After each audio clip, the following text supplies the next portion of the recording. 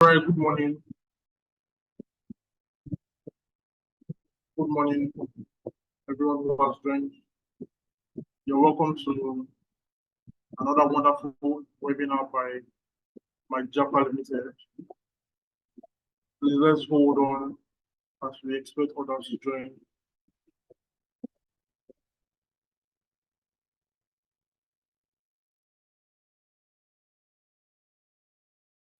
Your friends and your family members,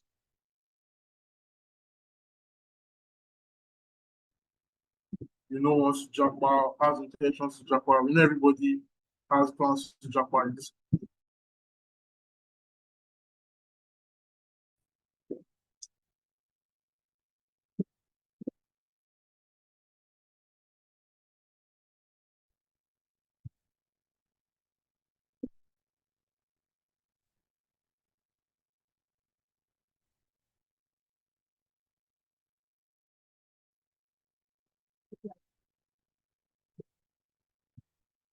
Welcome, welcome. This is another insightful webinar by my Japa Limited.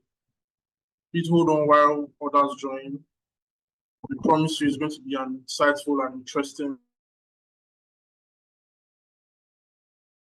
The African representative for Algoma University, Mr. Chamberlain, he will come to speak to us about the current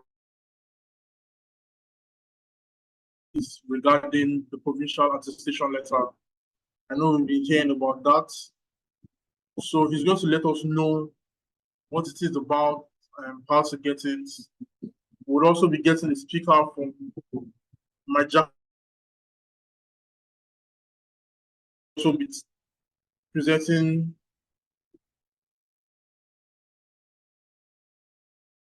certain questions as regards the provincial attestation letter. I will begin shortly. As we wait, let's endeavor friends, our families, people who thank you for joining in. We appreciate. Forget to share as we hold on for others to join. Thank you.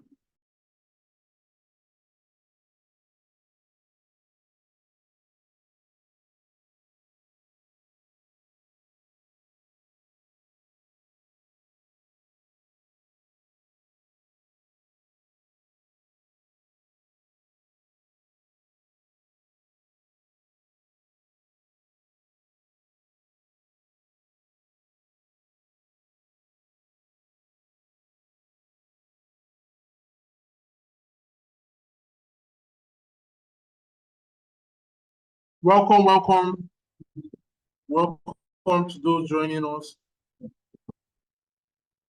We're about to start. Hope you're ready to learn. So get your pen, your conversation. You get to learn from the best immigration consultants we have in town. We're having two speakers actually. We're having Blessing from my Japa Limited. And we'll be having Mr. Chamberlain from Algoma University. He's the African representative from Algoma University. So it's interesting that we'll be hearing from one of the horse's mouths on the current state of Canada immigration, especially regarding the provincial attestation letter. So let's hold on to join. We won't want others to miss out on this. So anybody wants to learn about this, so please share with your friends, share the links with your friends and family members. We'll be starting shortly.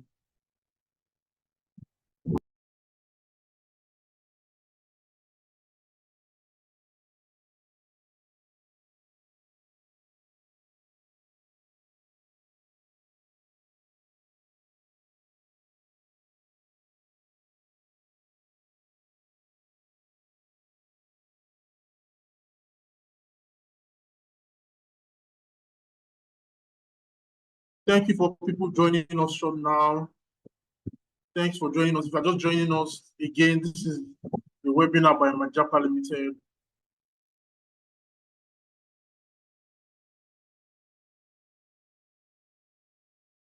And relax as we're about to start soon. If you're just joining, please endeavor to share the link with your friends and your family, as it is going to be an insightful and interesting conversation regarding Canada immigration. We'll be starting shortly. We're having two speakers today.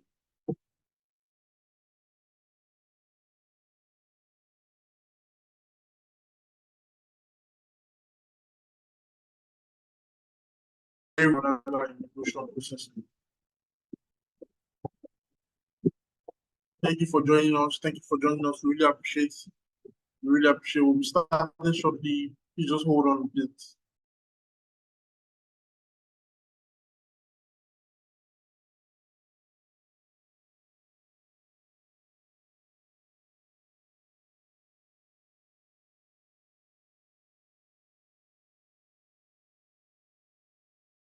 And I'll be inviting Mr. Blessing Alamu. He's a study advisor with my Japan Limited. So he'll be speaking to us briefly about the provincial attestation letter and the current state of Canada immigration. So let's welcome Mr. Blessing Alamu. Thank you. Mr. Blessing, you have the floor. All right. Good morning, everyone. Please let me know if you can hear me properly. Yes, loud and clear. All right. All right. Good morning, everyone. My name is Blessing. I'm a study advisor at my Japa Limited. Yeah, so it's exciting to have everyone joining this webinar this morning. So as we all know, what we'll be looking at this morning for is the frequently asked questions about provincial attestation letter. I mean, it is no longer a news that as at around January this year, there was a capping system that was introduced by the Canadian government in a bid to reduce the number of international students that come to study in the country. So there has been a capping system that was introduced, which is the provincial attestation letter, which is going to serve as a pass for anyone that wants to study in Canada currently. So that was the introduction of this provincial attestation letter. It's just a bit to like reduce the number of international students that come to the country to study. So that's what we'll be looking at this morning. So, and there are a few questions that people do ask about provincial attestation letter, ever since that has been introduced, it's just taking its form recently now, where people are getting it and people want to know. So for those that are looking to apply in future, they're trying to know what their options are, if they will be needing a PAL or not. So these are things that we'll be looking at this morning. So first and foremost, what should be our first thing to look into is what is the provincial attestation letter? I mean, we've been hearing PAL, we've been hearing provincial attestation letter here and there. What does it mean? Who are those that need it? What is it? What is it used for? Is it something different from having an offer letter? Because we know that, I mean, normally, once you have an offer letter as an international student, then you are qualified to process for your study permit. So what we should be looking into, and people asking, is what are. So let's look into the meaning of provincial attestation letter. So I have here that this is a document. This document shows that this and that your program aligns with the province intake needs. It is an electronic document that confirms if a student can apply for a study permit within a province cap. So, like I said, that the provincial attestation letter was introduced into the country documents that shows that a particular student is once you get your offer letter and you're able to get your part, it shows that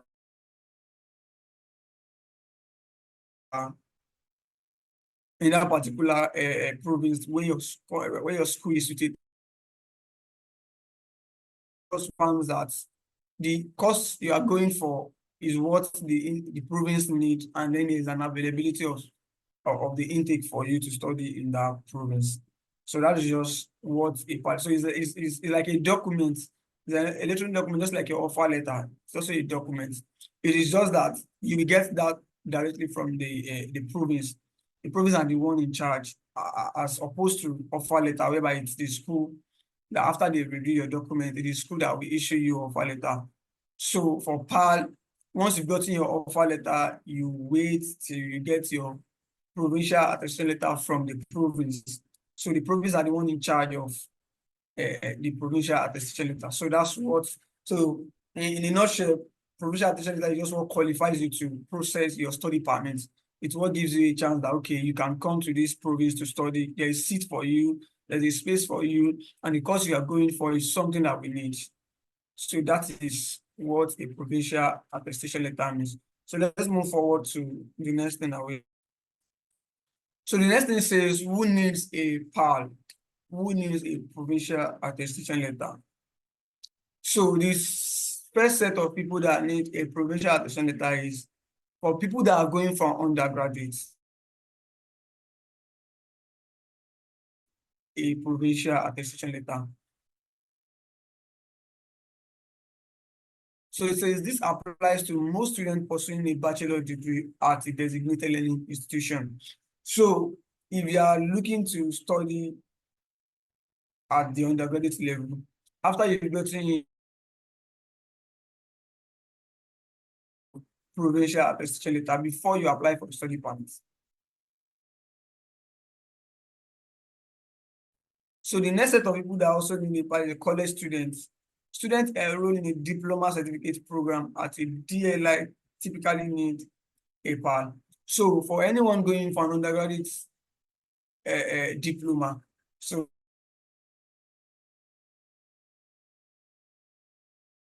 certificates, you will be needing a PAL, just like a bachelor degree program, you'll be needing a PAL. So once you get your offer letter, the next thing is you'll be expecting to get your provincial attestation letter. So for anyone going for a college diploma, college certificate, you will be needing a PAL. So the last category are those are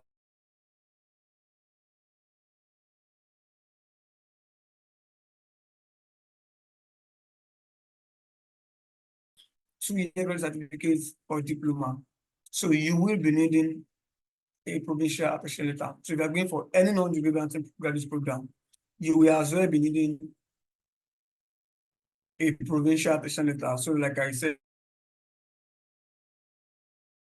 a PAL. Anyone going for a college diploma will need a PAL, and anyone going for a graduate certificate or diploma, you will need a provincial attestation letter. So let's move to the next thing.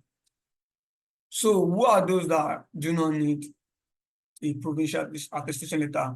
Remember when the news came out in January, the minister stated those that will be needing it and those that will not be needing it, which has actually changed the face of people going to study in, it has changed the program at which people are interested in going for in Canada now. So the next set of people, the first set of people that will not be needing a PAL are those that are going for primary and secondary school students. So international students applying for kindergarten study to high school studies in Canada generally do not require a provincial attestation letter. So for those that are going probably with their family and their, you do not need a PAL for your children to do that.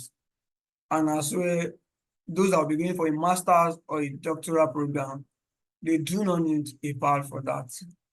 So anyone going for a master's degree, be it a one-year master program, a two-year master program, or a doctoral program, you do not need a provincial attestation letter. So the cabinet system does not affect these two categories of people.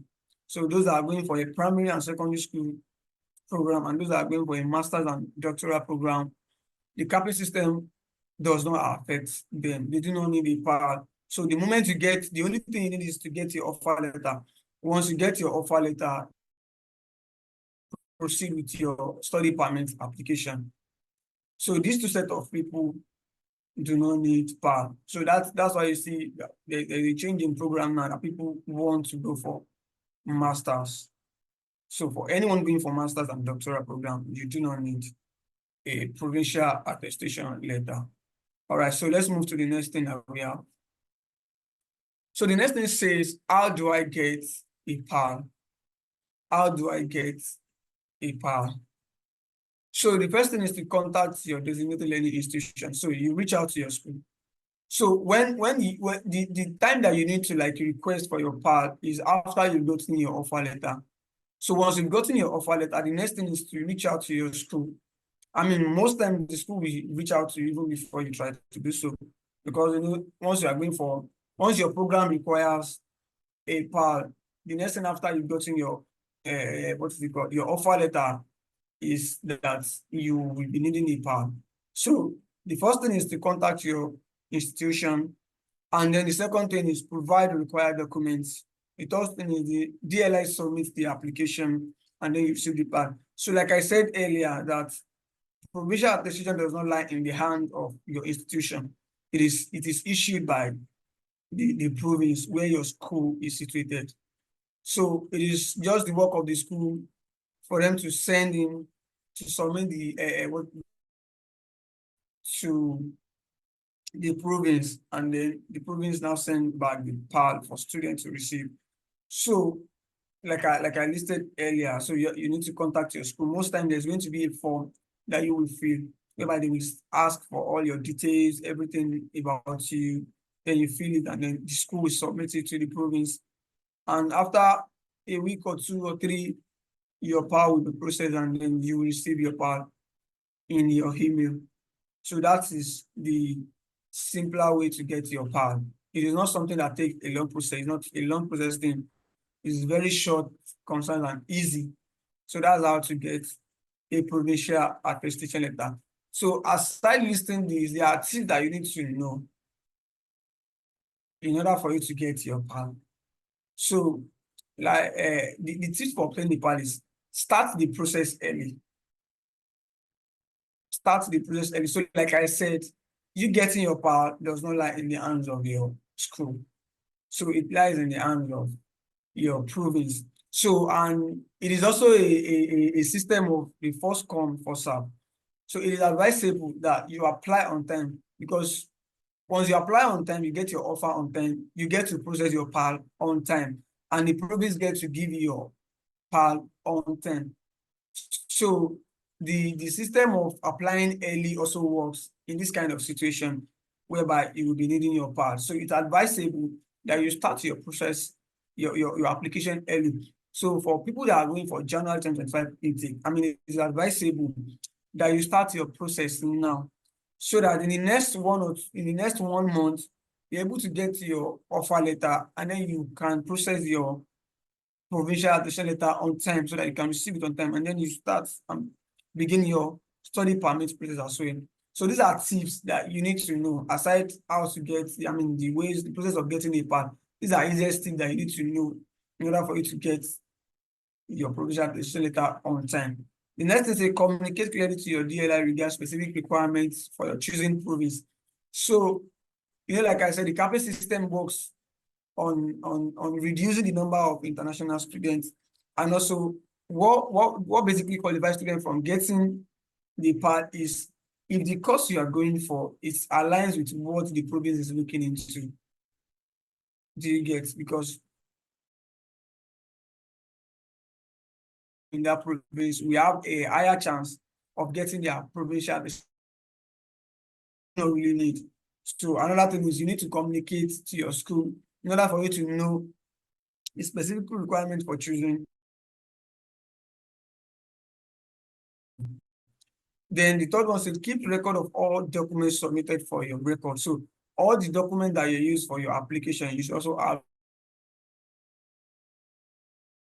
some of these documents while you are processing your provincial attestation letter. So that is that about getting your PAL. So let's move to the next thing. So you say, what information does it?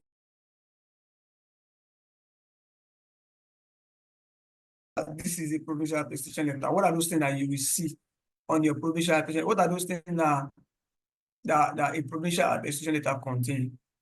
So the first one is your full name and date of birth. So on your PAL letter, you will find your full name and your date of birth there. Your passport number, you will also find that there. The name of your designated learning institution, the DLI. So another thing you should notice, any school that you'll be applying to, make sure that the school is a designated learning institution. That is very much important. Make sure that any school you'll be applying to is a DLI recognized institution. So the fourth thing you'll be seeing is the specific program you are enrolled in. So most times it will come with the program title and program code. So the course that you are going for, you will see it on your PAL letter as well. Then the next thing is the confirmation of your program validity and alignment with the province intake needs. You will also see that as well. The next thing is verification that you have a confirmed place in the program.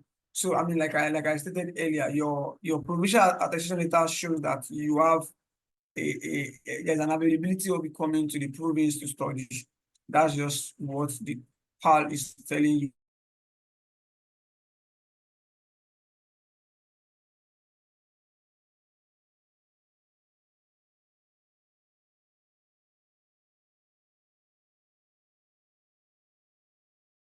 Duration, yeah, it also have a program duration, and then the expected your start date and the end date of your program as well. So all of these things will be found on your provincial attestation letter. So once you are looking,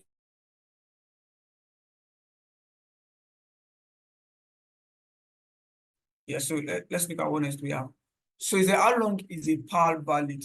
What is the validity of a provincial attestation letter? So I say unless your PAL has an expiry date, it is valid till January 24, 2025. So unless you can find an expiry date on your PAL letter, it's still valid January 2025 because the capital system is to it's to 2025. So your PAL is still valid till January 2025. So and the next thing is focus on the validity when you apply. Your PAL valid when the IRCC receive it with your study permit application. So your PAL is valid. So once they receive it, your PAL is valid. And I know what someone might be thinking of asking now, that what if I apply and then I get refused? What happens to my PAL? Do I have to like process another PAL and all of those things? No, you don't have to process that. So if your application gets rejected, you can submit a study permit application again with the same PAL if it is still valid. So far you have not exceeded the validity of your PAL. That is, I mean, what is written on your PAL, the date that is written as a validity.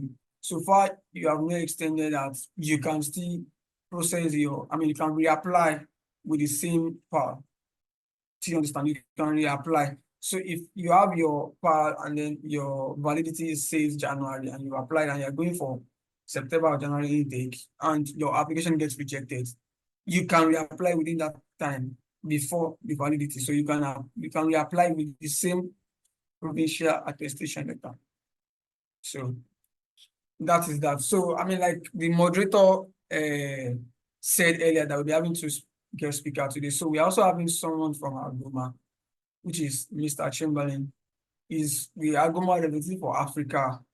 So he's going to come here and enlighten us more on things that we need to know more. I mean, he is in the system, so he's going to tell us things that we need to know more about the provincial attestation letter system. He's going to enlighten us more. And the exciting thing about it is that they have the school is offering scholarship for students currently. So he's going to tell us more about the scholarship system as well. So how it works, those are eligible and all of that. So we're going to bring Mr. Chamberlain in now. Yeah. So I'll hand over to Mr. Isaac so that you can take over from here. Thank you.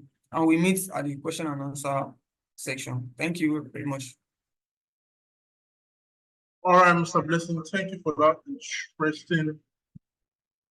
interesting presentation. I really learned a lot. I know that some of us will have questions, so would allow you to ask your questions at the end of Mr. Chamberlain's presentation. So without any further ado, I would like to introduce Mr. Chamberlain, the representative for Algoma University in Africa. Mr. Chamberlain, please, you have the floor now. Thank you. Okay, thank you very much for having me on your webinar.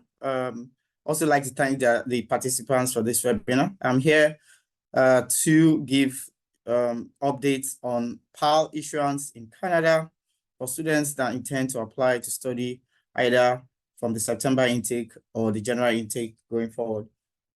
I would like to share my screen, so just let me know if you can see my screen.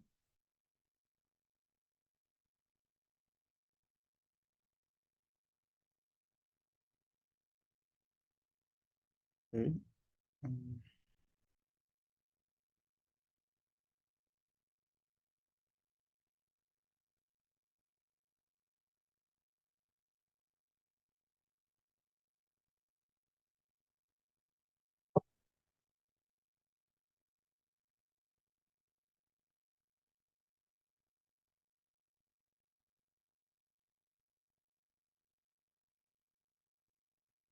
Can you see my screen by any chance?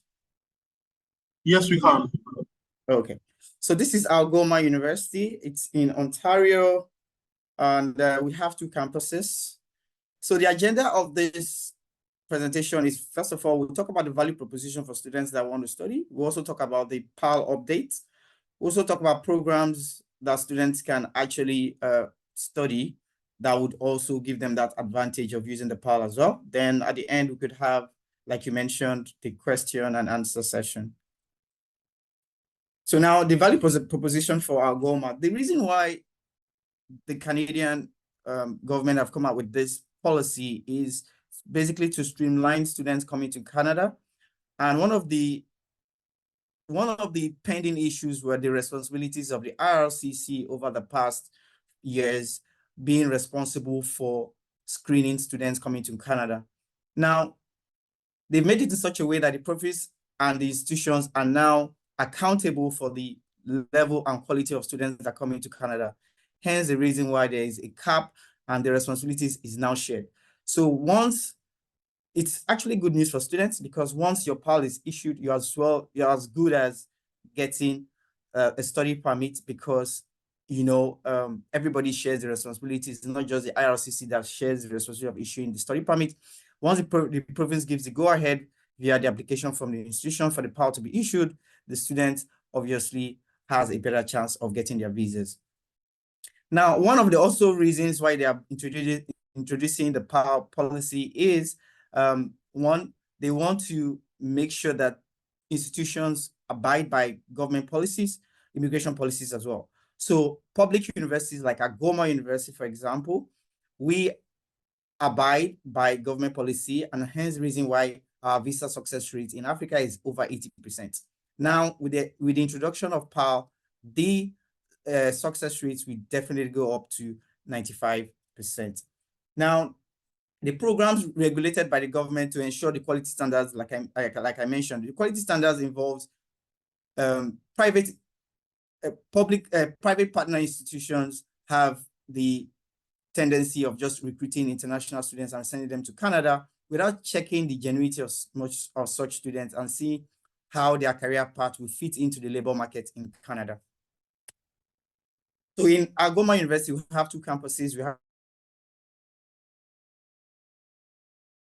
campus, it's accessible transportation to explore the city and surrounding areas, and student discounts for their transportation. It's a lovely campus. It's a bustling campus. Like, it's more, excuse me, more or less like a city environment.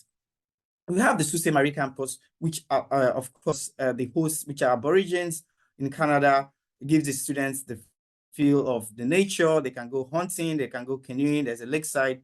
So it gives that rural taste when it comes to studying in Algoma.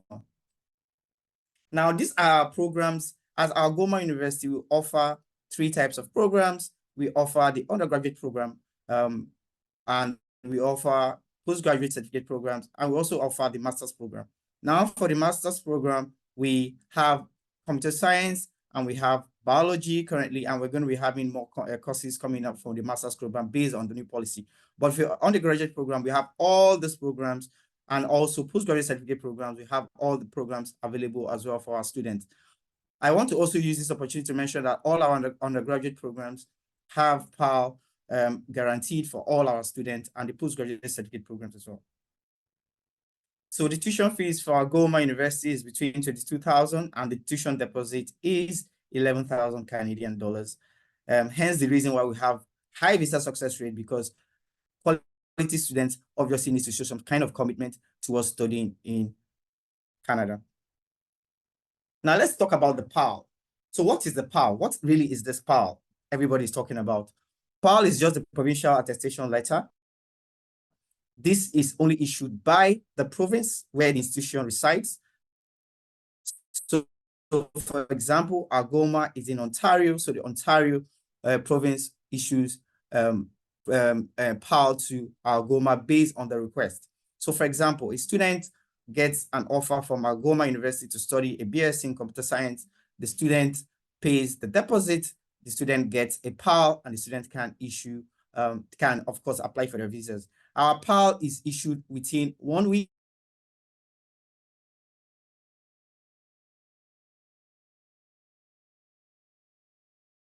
Next 5 working days, you get an offer. So that makes the turnaround time for students much more streamlined.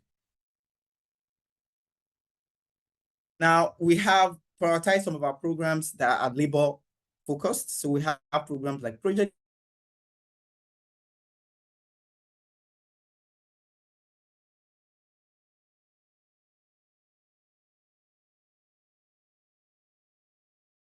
We are having quite a lot of scholarships that I will talk about shortly on this presentation. We are trying to focus more on master's program, our master's in computer science program, and also our master's in biology program as well. So those programs will mean that students will have postgraduate work permits that allow, and also will allow them to bring their family, their dependents to come to Canada to study, to stay with them while they're studying. Now, we intend to extend our deadlines for our application. So currently our application deadline is the 3rd of June. We also have maximum allocated PAL for all our programs. Like I mentioned, the scholarship program. So currently we are running a scholarship program for our BSc computer science applicants. So once you apply, you're entitled or you're guaranteed 10,000 Canadian dollars scholarship for your studies. So what I mean is when you apply to study with us for BSc Computer Science for the September 2024 intake, you will be guaranteed 10,000 Canadian dollars towards your tuition fee. Now, for our postgraduate certificate 1-year programs, we are offering 3,000.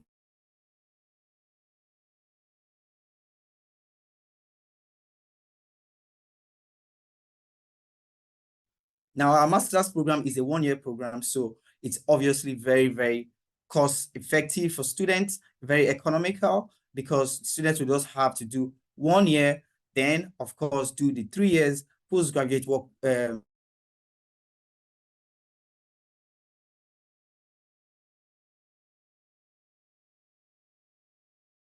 Is the permanent residency. So that's one of the easiest routes for one to actually move to Canada with their loved ones, by going to Canada to study a 1-year master's program, then taking advantage of the 3 years postgraduate work permit, then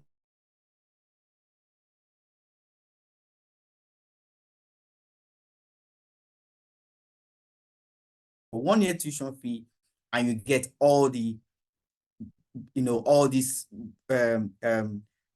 basic things at the end.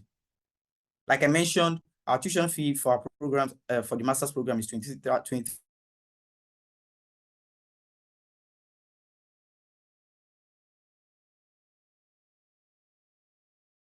students that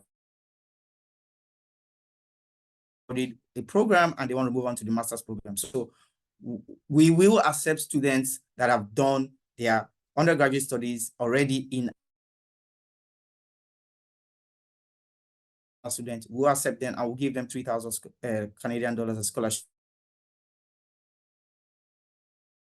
or postgraduate certificate programs in a related field to come study a master's program at our GOMA, and those students are also eligible for the scholarship. So additionally, we have new programs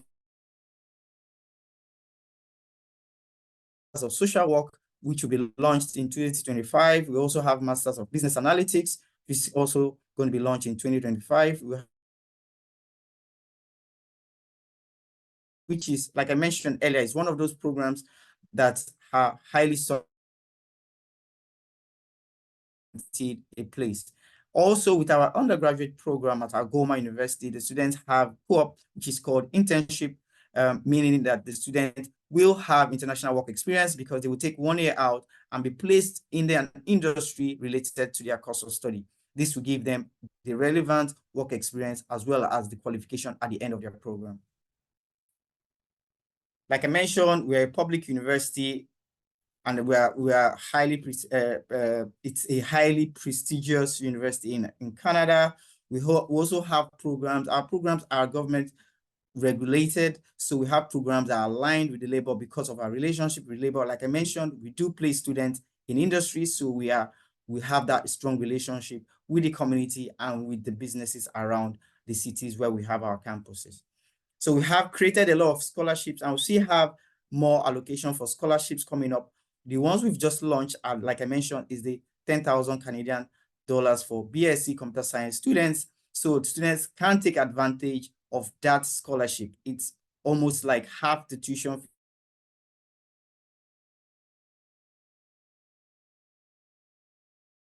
discounts.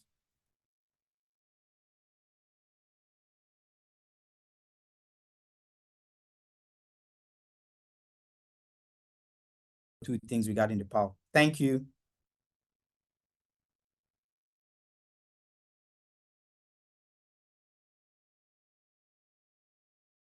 All right, Mr. Chamberlain, thank you for your presentation. It was very well detailed.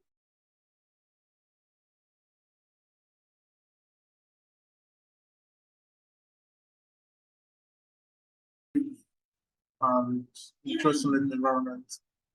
Okay, so we'll quickly move into the question and answer session. I know many of us have questions for Mr. Chamberlain and also for Mr. Blessing.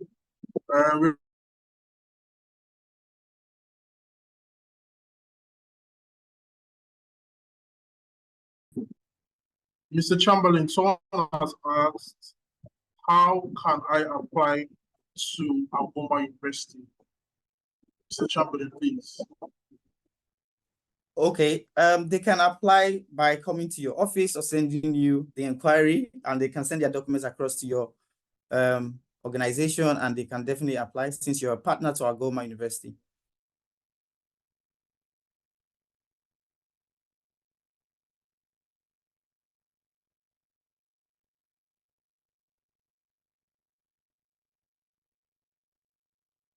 All right, thank you, Mr. Chamberlain. Next question. Okay, so this one says, how do I apply for master's program? All right, you can reach out to us at My Japa Limited for questions regarding your application to Agoma University.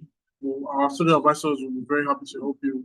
We also will be having a breakout session at the end of this webinar, so you will be opportunity to meet with our study advisors one-on-one.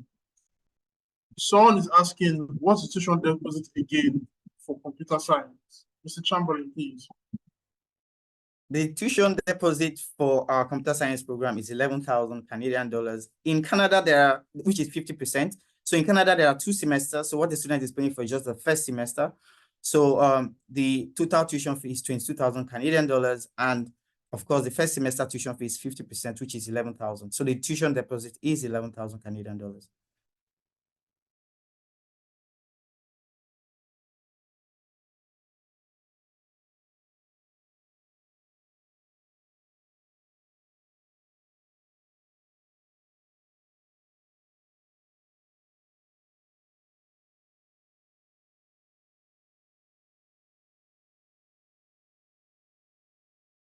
Okay, Mr. Chamberlain, thank you so much. Um, we have a question from Miriam Kelani. Says, does Algoma University have MSc Public Health and is IELTS exam compulsory? Mr. Chamberlain.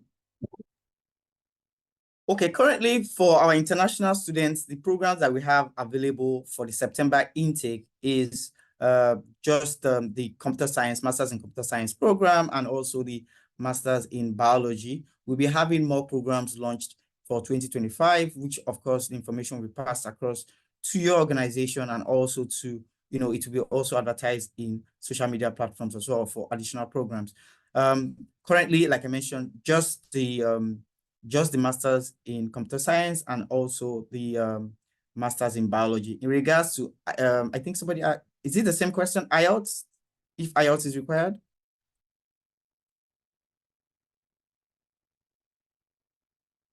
Yes, Yes. it's the same question. Yes. For the master's program, the IELTS is required.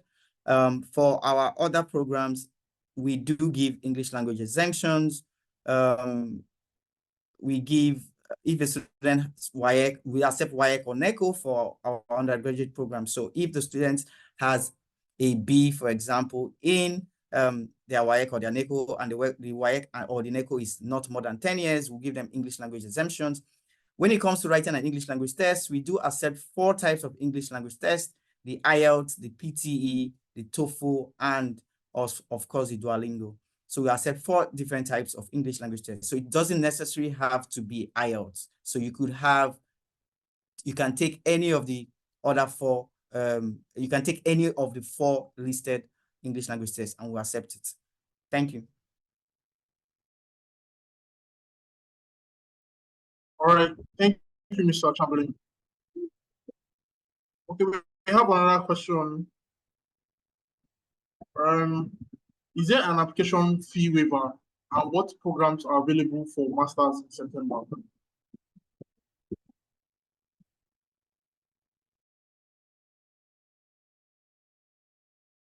Currently, we have an application fee waiver for our undergraduate and post and the master's program. So if you want to apply now, there is a 100% application waiver.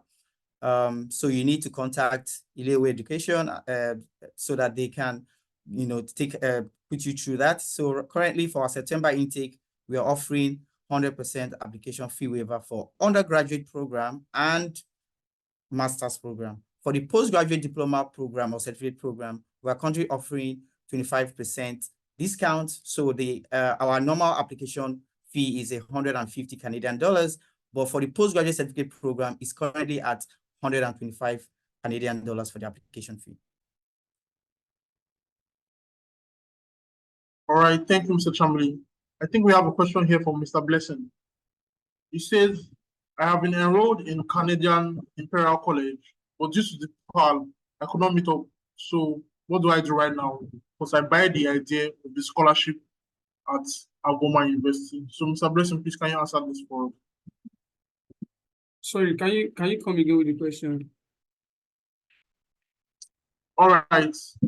It says, I have been enrolled in Canadian Imperial College, but due to the PAL, I could not meet up. So what do I do right now? Because I'm interested in the scholarship at Algoma University. Okay, so I mean there are actually 2 things. I mean every school does the system of deferral. So you can defer your admission to the next intake if you are unable to meet up with the PAL.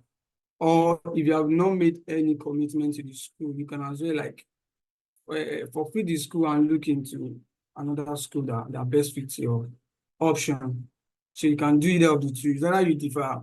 If you have made a commitment to the school, you can defer your admission to the next open intake. And if you have not and you're looking to switch to other schools, you can as well do that. So those are the 2 best options you can settle for.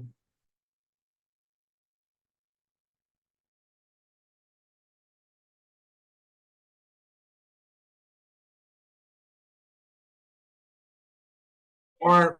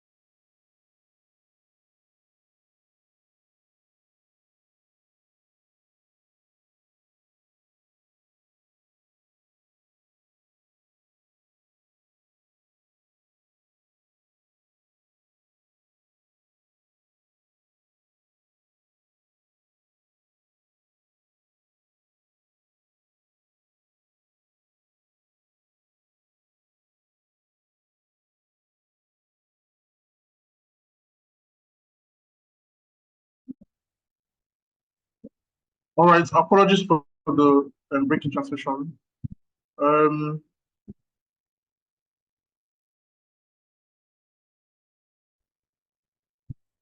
It says, what is the place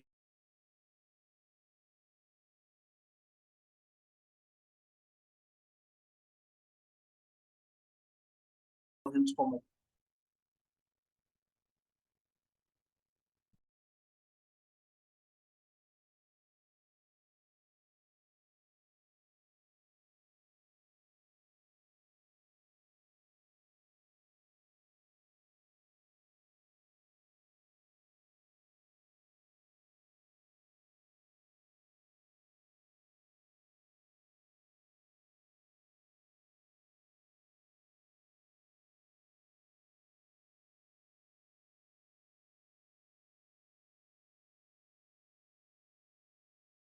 Can you,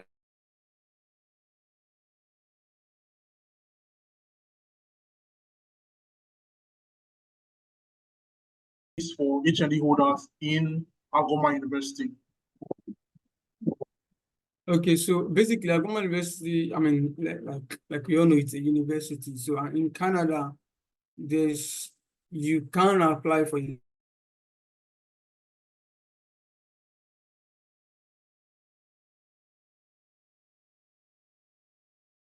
certificate program.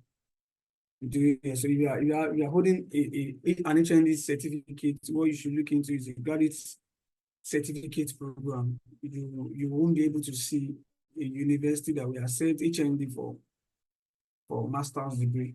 So that's it. All right, thank you, Mr. Blessing. Another question again about HND holders. Can HND holders get fully funded scholarship for postgraduate program? Is there a possibility, Mr. Blessing?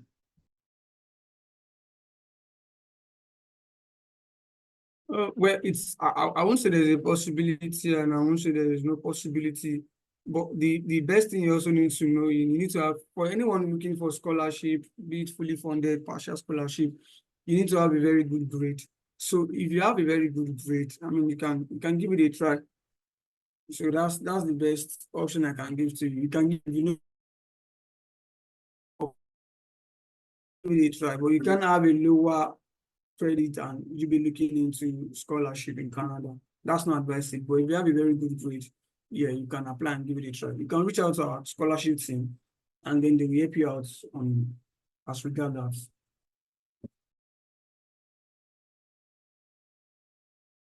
All right, thank you, Mr. Blessing. I think Mr. Chamberlain is back now, so we can make him the co-host again. There are more questions about Agoma University in the chat box.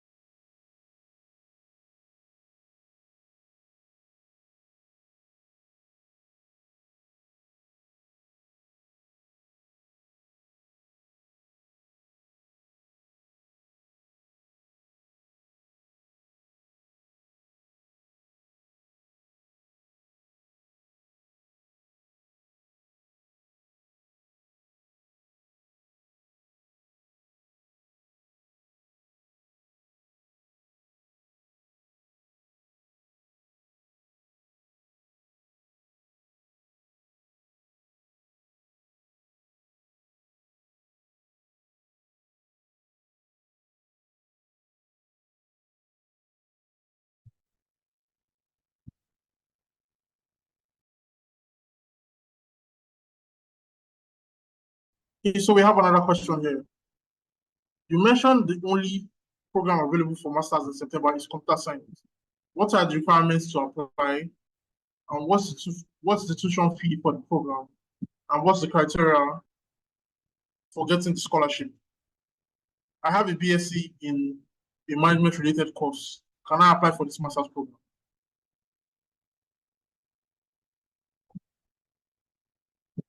All right, let's hold on for Mr. Chamberlain to provide answers to that.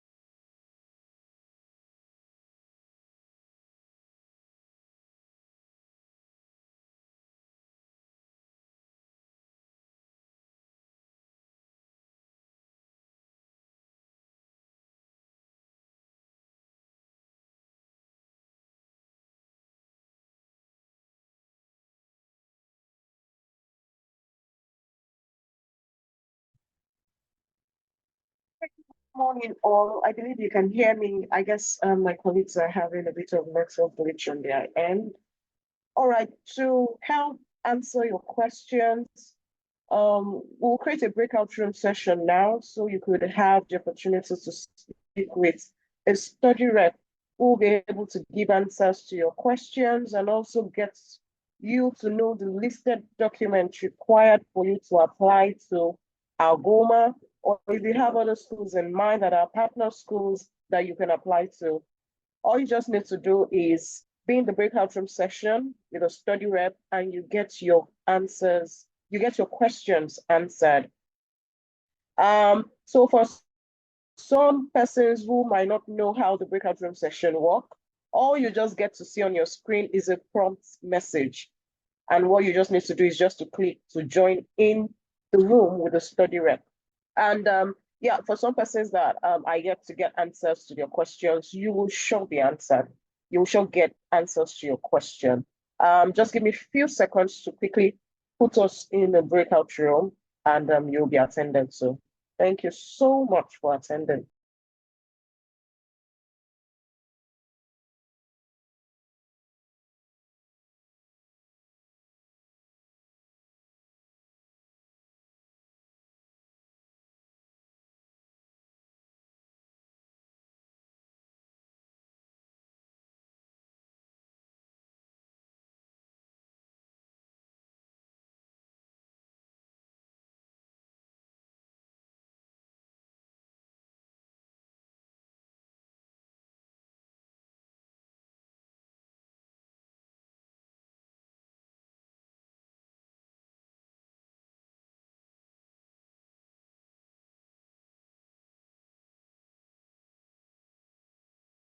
Tosi, I don't know if Patricia had a question. Her video has been on, or if someone had attended to her before I got in again. Okay, I have actually assigned her to a room with a study advisor. So I believe she will be attended to. So. All right. Malen was supposed to actually answer a question. I think he's back. It seems a general problem because I'm in Abuja and the network also went off here. I I think don't know I'm if back Chamberlain on. wants to. Isaac, can you give him that question again? All right.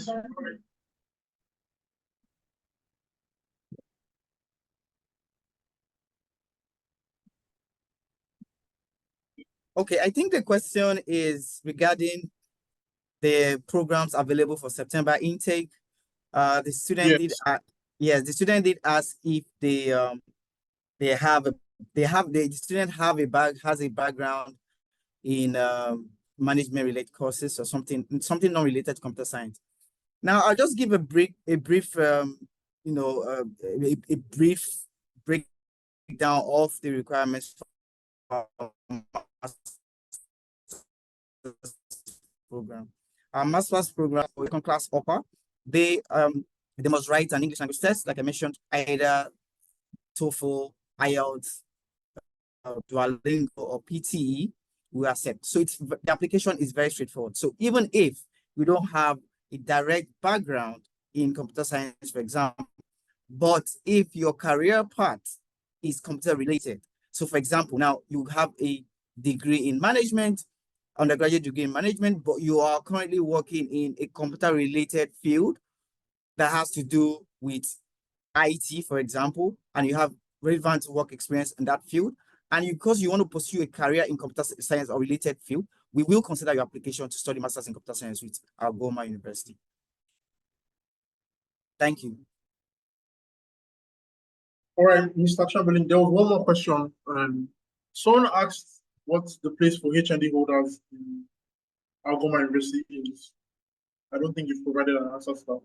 Okay, now the HND holders can't study their postgraduate diploma or certificate programs at Algoma, but the students must have either a first class or an upper credit. So if they have a first class or an upper credit in the HND results, they can come study a postgraduate diploma or certificate program with us. And after that, they can progress to doing their master's program.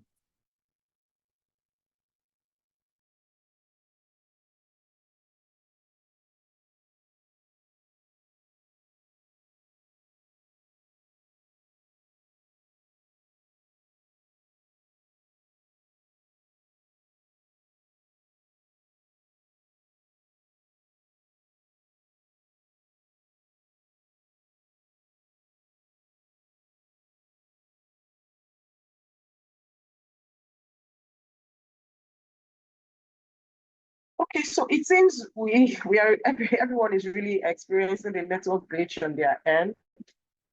So to make it easier, some persons are already in the breakout room, and some persons I will be adding you to the breakout room shortly. So please kindly join the breakout room. Thank you, Mr. Chamberlain, for your time. Thank you, Isaac. So that we can quickly attend to people. Seeing that most of us are experiencing the network glitch, I feel the breakout room session will be fine. We really appreciate your time, Mr. Chamberlain. And for some of us that would really love to speak with a study rep, please kindly do so by the breakout room. And of course, you'll get your questions answered. Thank you, everyone. Thank you so much.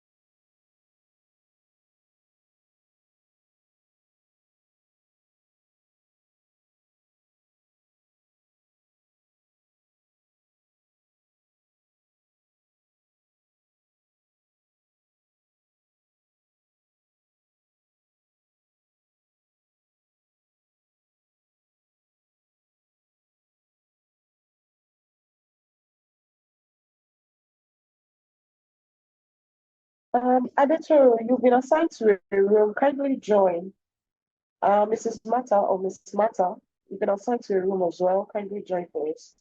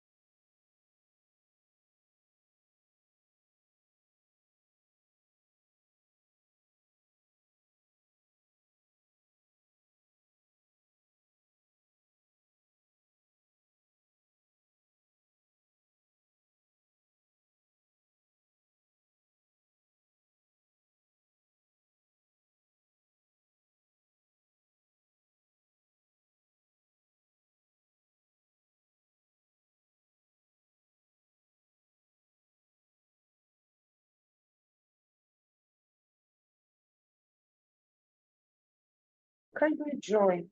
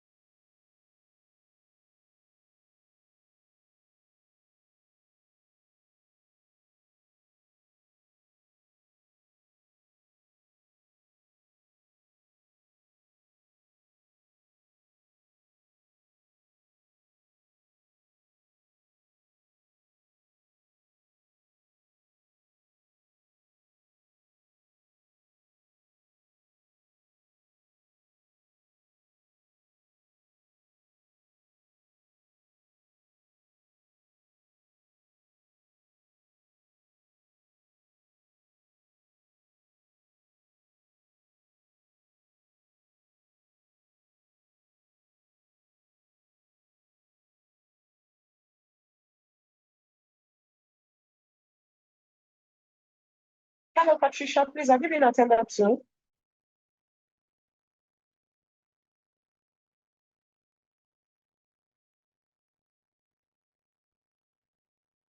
Hey, Kemi Ibitonu, please, have you been attended to?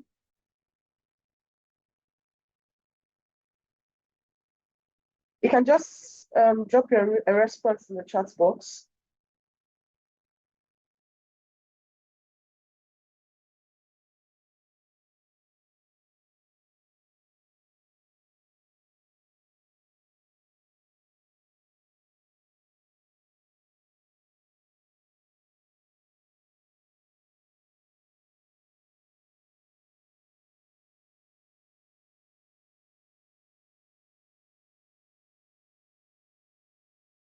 All right, Kemisola, we look forward to applying to schools for you. And yeah, look forward to getting you to your study destination. Thank you so much for joining us.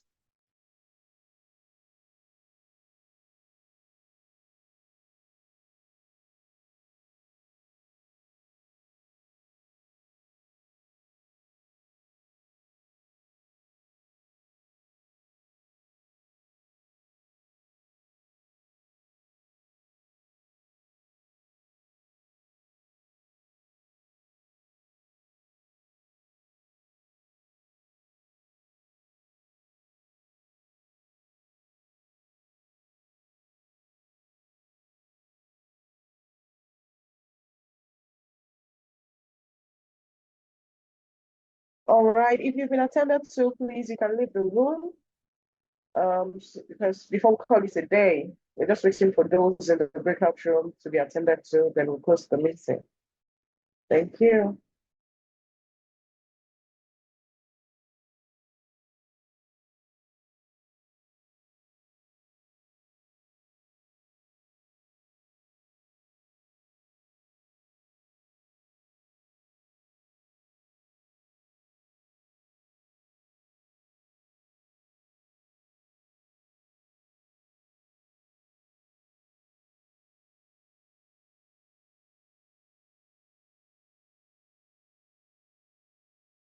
Hello, Mr. Kennedy. Thank you for joining. Please, can you join the breakout room?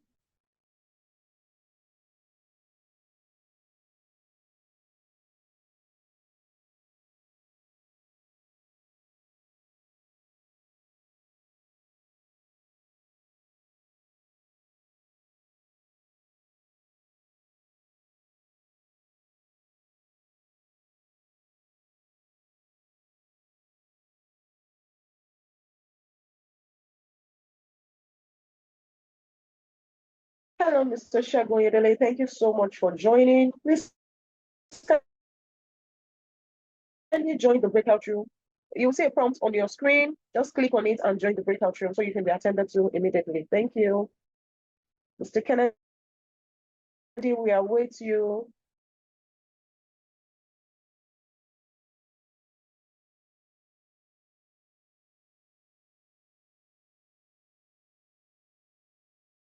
Hello, Mr. Blaze.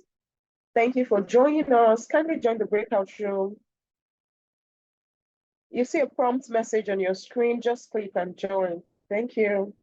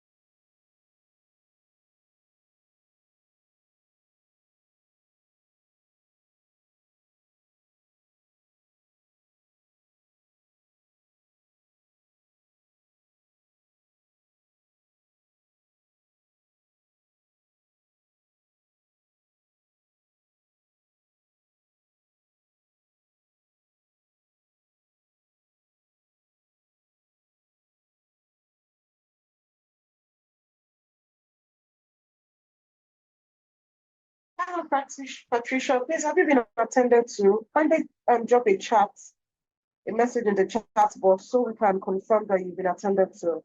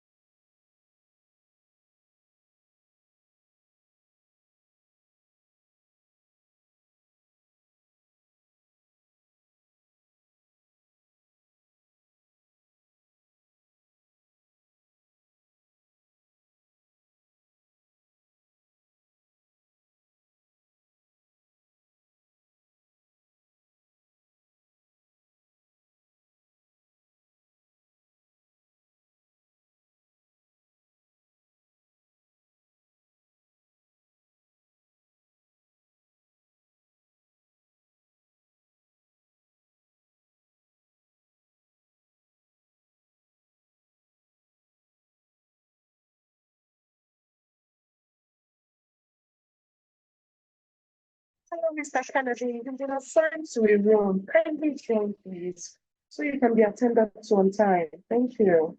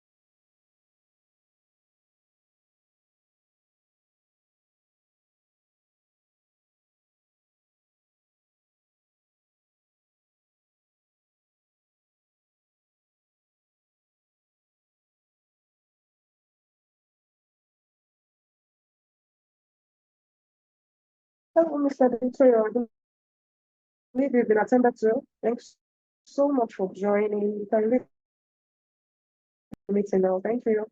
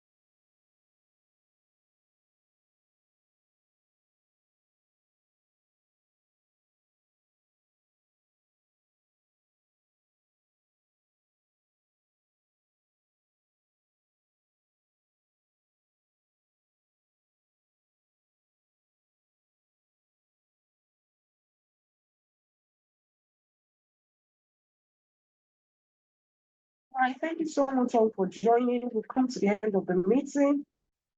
We hope everyone questions were answered. We look forward to having you in our next webinar. Do have a lovely weekend. Bye.